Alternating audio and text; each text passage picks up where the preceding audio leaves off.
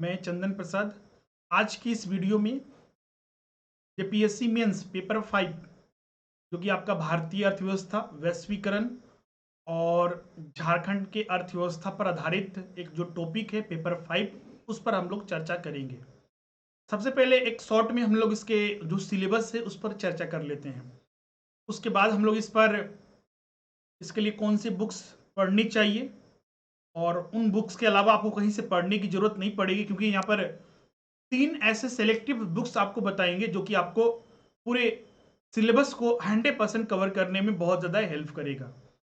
और कुछ current affairs भी आपको बताएंगे कि इस पर आपको फोकस करना है स्पेशली।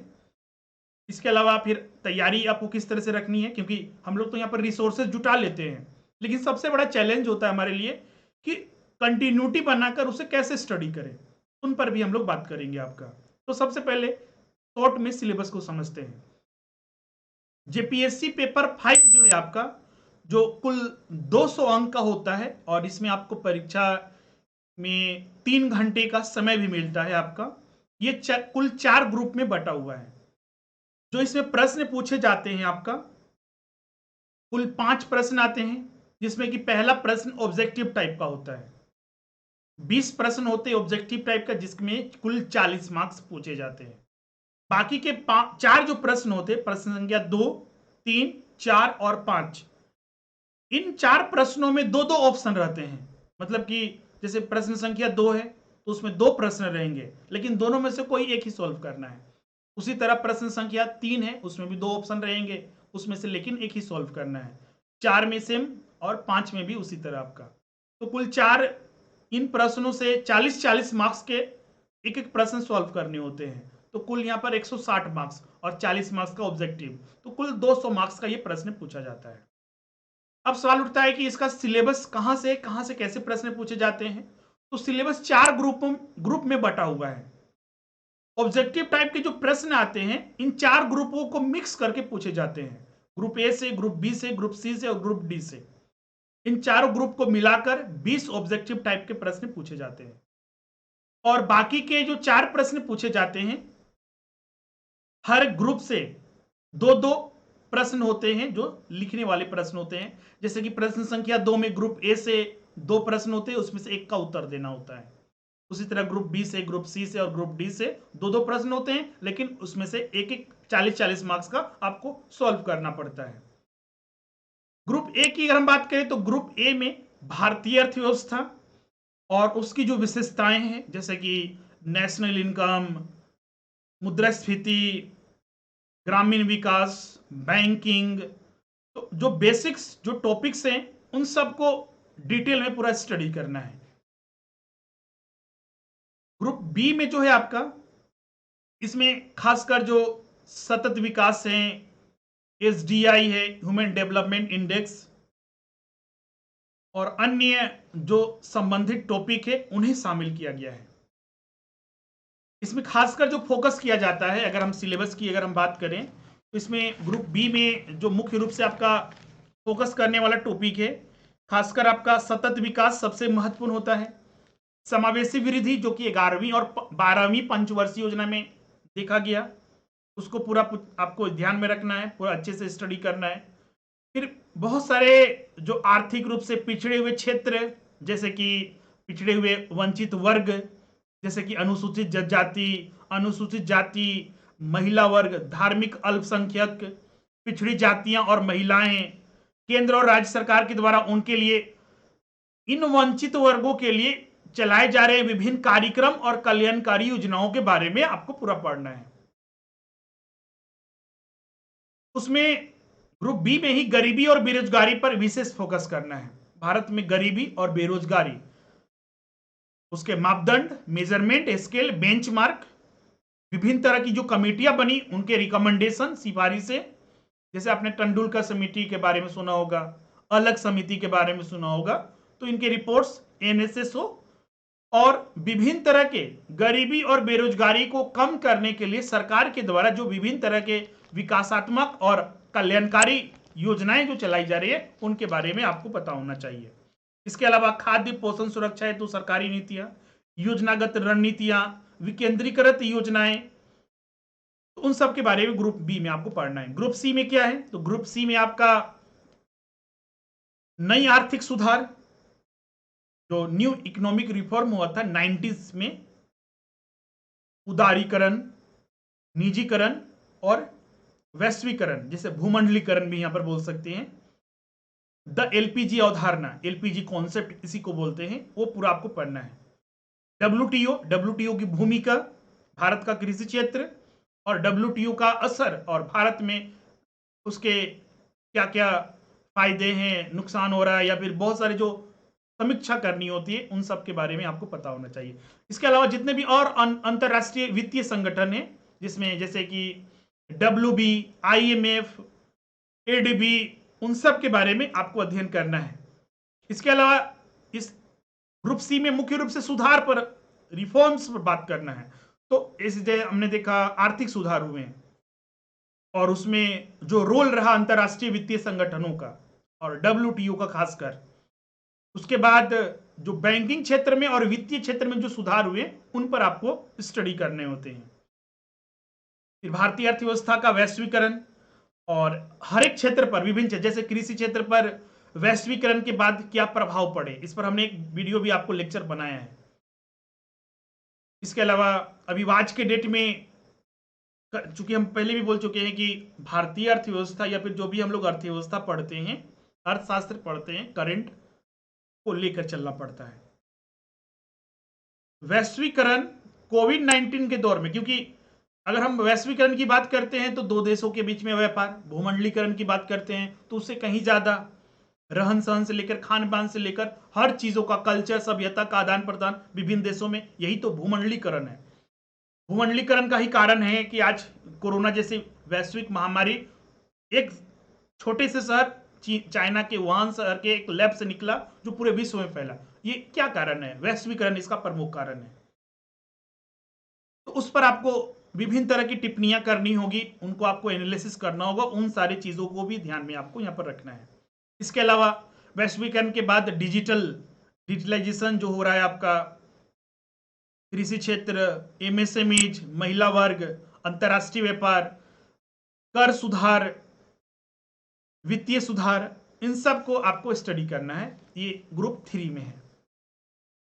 इसके बाद ग्रुप 4 जो है, समूह 4, उसमें झारखंड की अर्थव्यवस्था है। इसे लेकर बहुत सारे छात्र जो है चिंतित होते हैं। पिछला बार के छठा जो पीएससी प्लस जो परीक्षा थी, उसमें मेंस में जो इसमें पूछा गया था, झारखंड की औद्योगिक नीति 2016 की वर्तमान औद्योगिक नीति पर चर्चाएं कीजिए, समीक्षा कीजिए, उसके विभिन्न तरह के जो उद्देश्य हैं उनको रेखांकित कीजिए, उन सब के बारे में पूछा गया था। इस बार अन्य टॉपिक से पूछा जा सकता है। इसमें जैसे कि झारखंड की अर्थव्यवस्था का जो ग्रोथ है, समृद्धि, संरचना, क्षेत्रीय संरचना, हर एक जिलेवार क्या है, पर्यटन के क्षेत्र में, खनिज के क्षेत्र में, और अन्य डेयरी के क्षेत्र में, पशुपालन के क्षेत्र में, हर जगह उन चीजों के बारे में स्टडी करना है।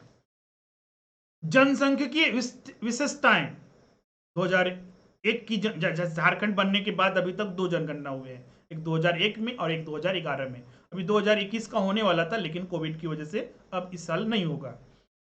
तो उन सभी विशेषताओं के बारे में, जैसे जनसंख्या वृद्धि, घनत्व, लिंगानुपात, साक्षरता, कार्यबल की संरचना, ग्रामीण शहरी संरचना इत्यादि, जो 2001 से 2011 की जनगणना के विशेष संदर्भ में हो, वो क्लियर मेंशन भी किया हुआ है, वो आपको पढ़ना है। झारखंड में गरीबी, बेरोजगारी, खाद्य सुरक्षा, कुपोषण, स्वास्थ्य सूचकांक, प्रमुख पहल कार्यक्रम जो चलाए जा रहे हैं, कृषि और ग्रामीण विकास के मुद्दे, जैसे कि पिछले साल मुख्यमंत्री श्रमिक योजना प्रारंभ हुआ, फूलो झानो आशीर्वाद योजना प्रारंभ किया गया, एक बहुत अच्छा प्रोजेक्ट जो चल रहा है तेजस्वनी प्रोजेक्ट, उसके बारे में भी आपको पूरा और वर्तमान के आधार पर उसको आपको पता होना चाहिए। समीक्षा करने के लिए पूछा जा सकता है। पिछले साल बिरसा हरित ग्राम योजना, नीलांबर पीतांबर जल समृद्धि योजना, तो ये सारे बहुत सारे योजनाएं प्रारंभ हुई है, तो उनकी आपको पूरी जानकारी होनी चाहिए, वो सारा मेंशन यहाँ पर किया हुआ है। इसके अलावा जितने भी गरीबी उन्मूलन कार्यक्रम है, जैसे मुख्यमंत्री श्रमिक योजना बोल सकते हैं, गरीबी उन्मूलन कार्यक्रम में मुख्यमंत्री बिरसा हरित ग्राम योजना भी, जिसमें उसमें रोजगार दिया जाता है गरीब लोगों को पट्टे पर फलदार पौधे लगाने के लिए। तो ये सारे गरीबी उन्मूलन जितने भी कार्यक्रम हैं उन पर विशेष फोकस आपका रहना चाहिए। इसके अलावा भारत निर्माण, मनरेगा कार्यक्रम, प्रधानमंत्री ग्राम सड़क योजना की क्या स्थिति है झारखंड में, स्वर्ण जयंती स्वरोजगार योजना, इंदिरा गांधी आवास योजना जो कि आज प्रधानमंत्री आवास योजना के नाम से जाना जाता है, खाद्य सुरक्षा योजना, इन सब पर झारखंड में क्या विशेष, झारखंड विशेष संदर्भित आपको पता होना चाहिए। इसके अलावा अगर हम बात करें झारखंड में भूमि, वन और पर्यावरण के मुद्दे, भूमि सुधार और कृषि संबंधी, जनजाति, झारखंड में एसटी एससी वर्ग, लोगों का विकास हेतु विस्थापन, झारखंड में भी विस्थापन भी एक बहुत बड़ी समस्या है। इसके प्रभाव और नीतिगत पहले जो की गई है, झारखंड पुनर्स्थापन नीति, पुनर्वास नीति, इन पर उग्रवाद समस्या वगैरह और वनों से संबंधित मुद्दे, वित्तीय संसाधन, एजेंसी का क्रियान्वयन, पर्यावरण नियमनीकरण और इससे निपटने हेतु राज्य सरकार की जो विभिन्न नीतियां हैं। तो मतलब पर्यावरण से संबंधित, वनों से संबंधित उनसे समस्याएं, उनके निवारण, उनके पहल, उनके नीतिगत योजनाएं, सब आपको यहाँ पर स्टडी करना है। सबसे बड़ा चैलेंज इसमें यही होता है कि भारतीय अर्थव्यवस्था में दिक्कत नहीं है, उसके रिसोर्सेज हम बताएंगे यहाँ पर भी। अब इनको कहां से पढ़ेंगे, इसके भी रिसोर्सेज अभी हम थोड़ी देर में आपको बताने वाले हैं, जो कि सेम टू सेम टॉपिक आपको मिलेगा एग्जाम में भी। आपको वहां पर सिर्फ याद करके जाना है, पढ़ के जाना है। इसके बाद झारखंड में जो पंचवर्षीय योजनाएं और जो लागू हुई, जैसे कि आपका स्वर्ण रेखा जो बहुउद्देशीय परियोजना है, और भी बहुत सारी परियोजनाएं, एचईसी का स्थापना से लेकर, और जितने भी पंचवर्षीय योजना से झारखंड में लाभ हुआ और जो उद्देश्यों को शामिल किए गए थे, विभिन्न पंचवर्षीय योजना, खासकर यहां पर लिखा हुआ है आपका 10वीं और 11वीं की पंचवर्षीय योजनाओं की रणनीति, उपलब्धि, टीएसपी, एससीएसपी, झारखंड में लोक वित्त का झुकाव, इसके अलावा झारखंड में औद्योगिक नीति और औद्योगिक विकास, ये सारे टॉपिक आपको ओवरऑल पढ़ने हैं। तो ये 4 ग्रुप में हमने अभी तक सिलेबस बताया था, ये सारे टॉपिक्स हैं। और ये सारे टॉपिक झारखंड का तो हमने विशेष संदर्भित बताया, वो आपको पढ़ना ही है, वहां पर क्लियर लिखा हुआ है। चारों ग्रुप में करंट अपडेटेड होना चाहिए। जैसे कि हम ग्रुप ए में बात करें तो बैंकिंग पढ़ते हैं, तो बैंकिंग वर्तमान के अनुसार भी पढ़िए। पिछले साल, अभी अब मान लीजिए आप बुक्स पढ़ रहे होंगे, 2016 का होगा, 17 का, 18 का होगा, तो पिछले साल बहुत बड़ा एक मर्जर हुआ था, मेगा मर्जर बैंकिंग के क्षेत्र में। 10 राष्ट्रीयकृत बैंकों को मिलाकर 4 राष्ट्रीयकृत बैंक बनाया गया। वर्तमान में राष्ट्रीयकृत बैंक जो पहले कभी 19-20 हुआ करते थे, अभी मात्र 11 हैं। तो उनकी संरचना किस तरह से वो बने, मर्जर क्या होता है, बैंकों का विलय किस आधार पर होता है, किस कमिटी ने रिकमेंडेशन किया था, किस एक्ट में इसके लिए प्रावधान है, वो सारे हमें वर्तमान के आधार पर पढ़ना होता है।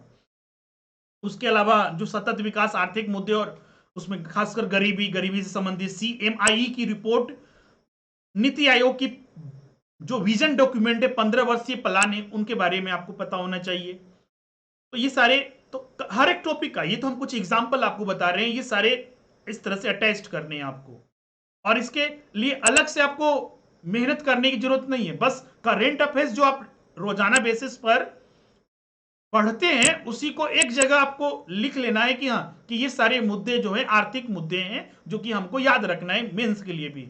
बस इतना ही मेहनत करना है आपको।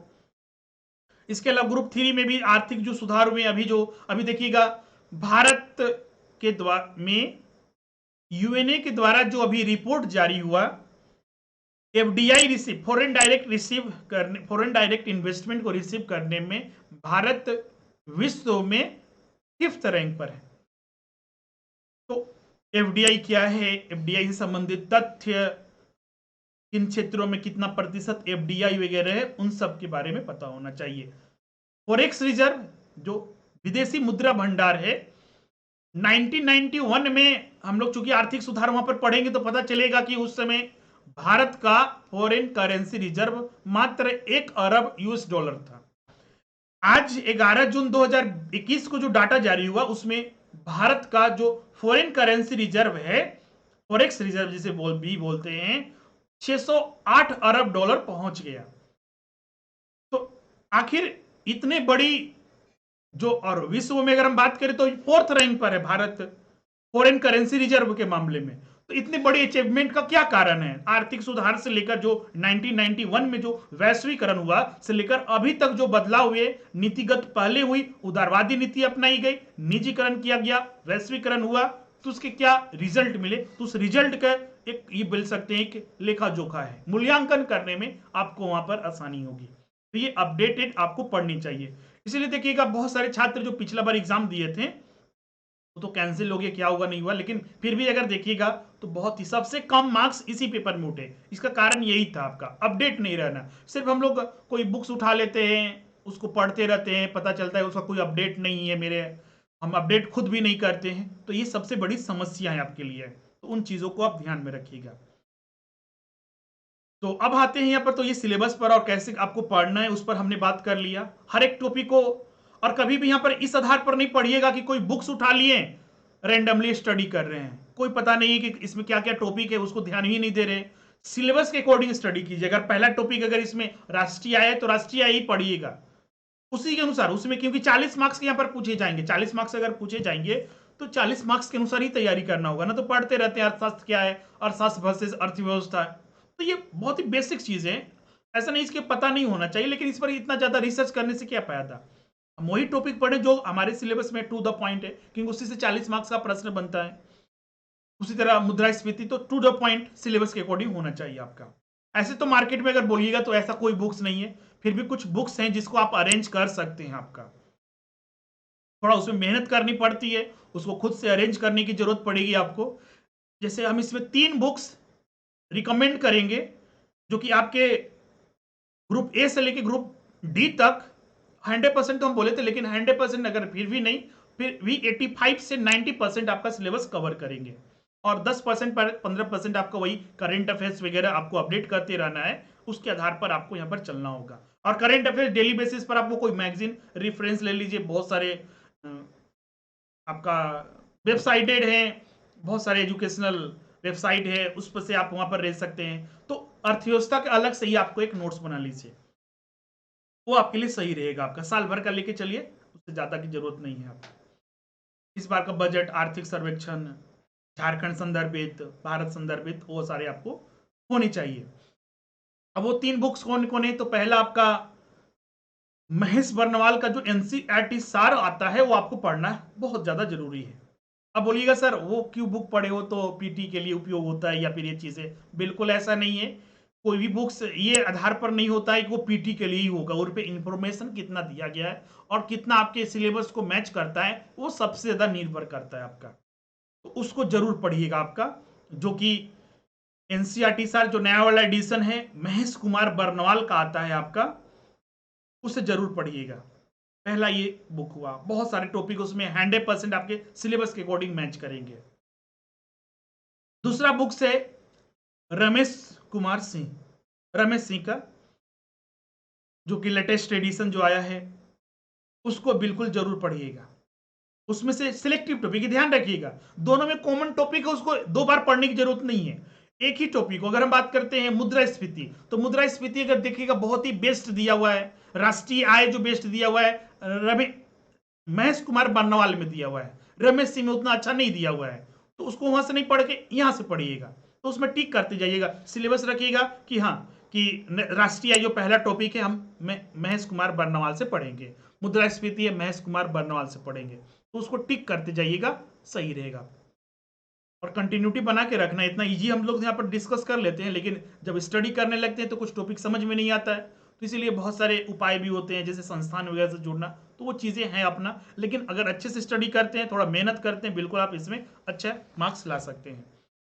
तो पहला बुक हुआ महेश कुमार बर्नवाल, दूसरा बुक रमेश सिंह। और ध्यान रखना है कंबाइन दोनों को नहीं करना है, जैसा जैसा सिलेबस है जरूरत के अनुसार उसको अपडेट करते रहना है, और सेल्फ नोट्स जरूर बनाने हैं, ये चीज ध्यान रखिएगा। सेल्फ नोट्स, की नोट्स, जो कि लास्ट टाइम रिवीजन नोट्स होना चाहिए, कि उसको लास्ट टाइम में, क्योंकि ये तीनों बुक्स को एक दिन में पढ़ के कैसे जा सकते हैं, ये एग्जाम एक दिन में होगा।